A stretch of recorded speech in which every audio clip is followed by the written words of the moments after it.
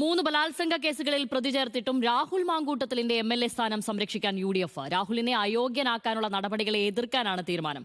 കുറ്റാരോപിതരെ അയോഗ്യരാക്കുന്ന കീഴ്വഴക്കമില്ലെന്നും ഇല്ലാത്ത അധികാരമാണ് ethics committee ഉപയോഗിക്കുന്നതെന്നും പ്രതിപക്ഷ നേതാവ് VD സതീശൻ കുറ്റപ്പെടുത്തി. എന്നാൽ UDF നീക്കത്തെ പരിഹസിച്ച് ഭരണപക്ഷം രംഗത്തെത്തി.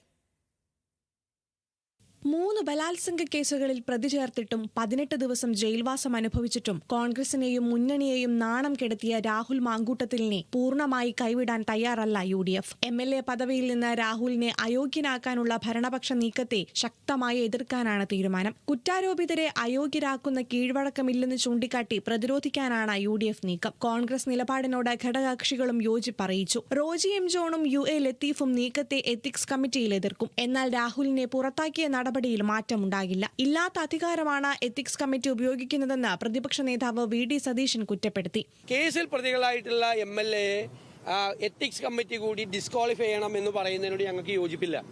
അതിനുള്ള അധികാരം എത്തിക്സ് കമ്മിറ്റിക്കും ഇല്ല, നിയമസഭയ്ക്കും ഇല്ല, കോമ്പിറ്റൻസി ഇല്ല. അപ്പോൾ ഒരു ആവശ്യമില്ലാത്ത പ്രീസിഡൻസ് ഉണ്ടാക്കാൻ പാടില്ല. അത് ഈ ഒരു സിംഗിൾ കേസിൽ ഉള്ള നിലപാടല്ല, പൊതു നിലപാടാണ് ഞങ്ങൾക്ക്.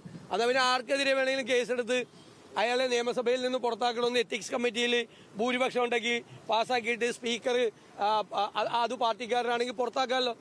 അത് ഒരിക്കലും വരാൻ പാടില്ലാത്തൊരു പ്രീസിഡന്റാണ്, ഒരിക്കലും വരാൻ പാടില്ല. അക്കാര്യത്തിൽ ഞങ്ങളുടെ ഉറച്ച തീരുമാനമാണ്.